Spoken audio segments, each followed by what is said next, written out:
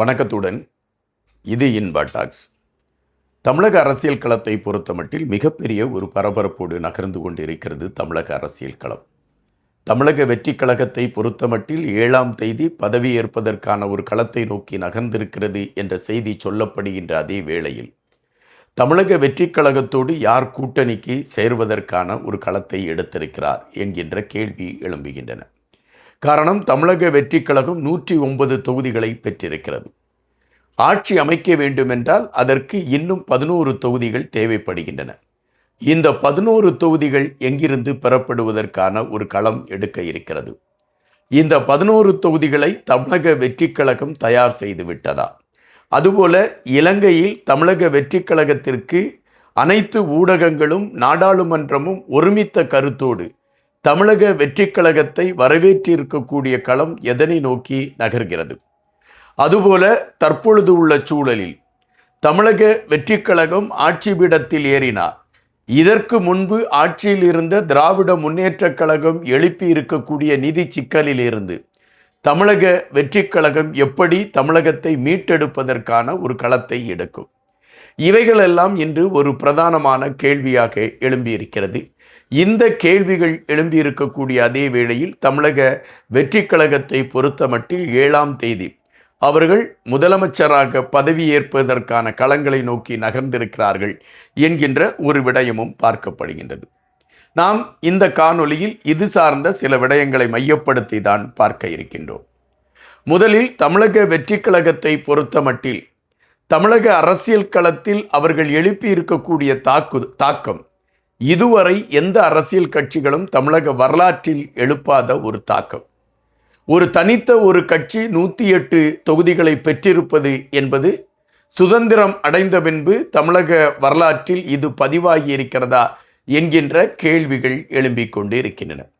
அதுபோல கூட்டணியில் நின்ற திமுக, அதிமுக போன்ற கட்சிகள் திணறி விழக்கூடிய ஒரு களத்தை நம்மால் பார்க்க முடிந்தது. சுமார் 23 கட்சிகள் 12 கட்சிகள் என்று கூட்டணியில் இருந்தவர்கள் அதை ஒரு தெளிவான கோணத்தோடு கொண்டு சென்றார்களா என்றால் இல்லை. காரணம், நெருடல்கள் அங்கு நீடித்து கொண்டு இருந்தன. இந்த சூழலில் தமிழக வெற்றி கழகம் வருகின்ற மே மாதம் 7ஆம் தேதி மந்திரி சபை அமைப்பதற்கான ஒரு களத்தை எடுத்து நகர்ந்திருக்கிறது என்றும் ஆளுநருக்கு இதை குறித்த கடிதம் கொடுக்கப்பட்டிருக்கிறது என்றும், எனவே அதற்கான பணிகள் முடுக்கிவிடப்பட்டிருக்கிறது என்று குறிப்பிடுகின்றார்கள். குறிப்பாக தலைமைச் செயலகத்தில் இயங்கிக் கொண்டிருக்கக்கூடிய செயலாளர் அதற்கான நகர்வுகளை எடுத்து டிஜிபி அழைத்து இந்த விழாவை நடத்துவதற்கு நாம் எங்கு இந்த விழாவை நடத்துவதற்கான இடத்தை தேர்ந்தெடுக்கலாம், அதற்கான களங்களை எப்படி உருவாக்கலாம் என்கின்ற ஒரு தேடலோடு அவர்களுடைய பயணம் இருக்கிறது. அதன் அடிப்படையில் நேரு விளையாட்டரங்கத்தின் உள்ளரங்கத்தில் இந்த நிகழ்வை நடத்துவதற்கான ஒரு களம் இப்பொழுது முடிவு செய்யப்பட்டிருக்கிறது என்ற செய்தி எடுத்து வைக்கப்படுகிறது. அதேபோல ஆளுநர் அவர்கள் யார் ஆட்சி அமைக்க வேண்டும் என்று அழைக்க வேண்டும். இப்பொழுது தனித்த பெரும்பான்மையாக இருக்கக்கூடிய கட்சி தமிழக வெற்றி கழகம். எனவே ஆளுநரை பொறுத்தமட்டில் தமிழக வெற்றி கழகத்தை ஆட்சி அமைக்க அவர் அழைப்பார். ஒரு குறிப்பிட்ட நாள் கொடுப்பார். இந்த நாளுக்குள் நீங்கள் உங்களுடைய பலத்தை நிரூபிக்க வேண்டும் என்று அவர் கட்டளையிடுவார். அந்த நாள் தமிழக வெற்றி கழகம் தன்னுடைய பலத்தை நிரூபிக்க வேண்டும். அதற்கு தமிழக வெற்றி கழகத்திற்கு இன்னும் 11 தொகுதிகள் தேவைப்படுகின்றன. இந்த 11 தொகுதிகளை யார் வழங்குவார் என்கின்ற கேள்வி எழும்புகின்றன. தற்பொழுது விடுதலை சிறுத்தைகளை பொறுத்தமட்டில் அவர்கள் ஒரு கருத்தை பதிவிடுகிறார்கள். நாங்கள் விஜய் அவர்களை இந்த தேர்தலில் எதிர்த்து நாங்கள் எந்த கருத்துகளும் பதிவிடவில்லை. எங்களை பொறுத்தமட்டில் அதிமுக பாரதிய ஜனதா கட்சி ஆட்சிக்கு வந்துவிடக்கூடாது என்பதுதான் எங்களுடைய நிலைப்பாடு.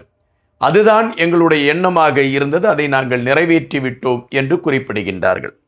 அப்படி என்றால் விடுதலை சிறுத்தைகளை பொறுத்தமட்டில் தமிழக வெற்றி கழகத்தோடு இணைவதற்கான ஒரு இணக்கத்தை காட்டிவிட்டார்களா என்கின்ற கேள்வி எழும்புகின்றது. இன்னொரு புறம் காங்கிரஸ் 28 தொகுதிகளில் நின்ற காங்கிரஸ் 5 தொகுதிகளை கைப்பற்றியிருக்கிறது. இந்த 5 தொகுதிகளை கைப்பற்றியிருக்கக்கூடிய காங்கிரஸ் இந்த முறை எப்படியாவது கூட்டணி ஆட்சியை உருவாக்க வேண்டும் என்கின்ற கனவோடு தன்னுடைய பயணத்தை எடுத்திருக்கிறது. எனவே விஜய் அவர்கள் ஆட்சி அமைப்பதற்கு நாம் ஆதரவு கொடுத்து அந்த அமைச்சரவையில் ஒரு 2 அமைச்சரை காங்கிரசுக்கு பெற்றுவிடலாம் என்கின்ற கணக்கீட்டில் காங்கிரஸ் காய்களை நகர்த்தி கொண்டிருக்கிறது என்ற செய்தி வருகின்ற அதே வேளையில் ராகுல் காந்தியோடு விஜய் அவர்கள் பேசி முடித்து விட்டார் என்கின்ற செய்தியும் வருகின்றன. அப்படி என்றால் காங்கிரசின் 5 அந்த சட்டமன்ற உறுப்பினர்களும் இப்பொழுது தமிழக வெற்றி கழகத்திற்கு ஆதரவு தெரிவிக்கக்கூடிய ஒரு களத்தை எடுக்கக்கூடிய ஒரு சூழல் இருக்கிறது. இந்த நேரத்தில் ஒரு பரபரப்பு பற்றி இருக்கின்றது. எடப்பாடி பழனிசாமி அவர்களுடைய கூட்டணியில் பயணித்து கொண்டிருந்த தினகரன் அவர்கள் தன்னுடைய ஒரே வேட்பாளர் வென்றிருக்கக்கூடிய காமராஜ் என்கின்ற அந்த ஒற்றை வேட்பாளரை தமிழக வெற்றி கழகத்திற்கு ஆதரவு கொடுப்பதற்கு அவர் இசைவு தெரிவித்திருக்கிறார் என்கின்ற செய்திகள் வருகின்றன. அப்படி என்றால் விடுதலை சிறுத்தைகள் 2, காங்கிரஸ் 5, இப்பொழுது டிடிவி தினகரன் கட்சியை சார்ந்தவர் 1 என்று 8 தொகுதிகளை நெருங்கக்கூடிய களத்தை இப்பொழுது தமிழக வெற்றி கழகம் கையில் வைத்திருக்கிறது. இன்னும் கம்யூனிஸ்ட் கட்சிகளை சார்ந்த 2 கம்யூனிஸ்டுகளும் தலா 2 தொகுதிகளை பெற்றிருக்கின்றன. எனவே இந்த 4 தொகுதிகளும் சேருகின்ற பொழுது தமிழக வெற்றி கழகம் எந்தவித சிக்கலும் இல்லாமல் ஆட்சியை அமைப்பதற்கான ஒரு களத்தை எட்டிவிடுகிறது. எனவே இதன் காரணமாகத்தான் தமிழக வெற்றி கழகத்தை சார்ந்த அந்த தலைவர்களும் தொண்டர்களும் வருகின்ற 7ஆம் தேதி ஆட்சி அமைக்க வேண்டும் என்கின்ற நிலைப்பாட்டில் மிக சந்தோஷத்தோடு தங்களுடைய நகர்வுகளை எடுத்து கொண்டிருக்கின்றார்கள்.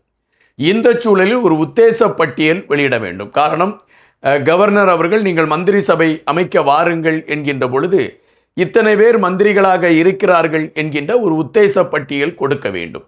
அந்த உத்தேச பட்டியலை இப்பொழுது தமிழக வெற்றி கழகத்தின் சார்பில் பட்டினம்பாக்கத்தில் அது குறித்த ஒரு நிகழ்வுகள் எடுக்கப்பட்டு அந்த யார் யார் மந்திரிகளாக அமைச்சர்களாக நியமிக்கப்படுவார் என்கின்ற பட்டியல் எடுக்கப்பட்டிருப்பதாக செய்திகள் வருகின்றன.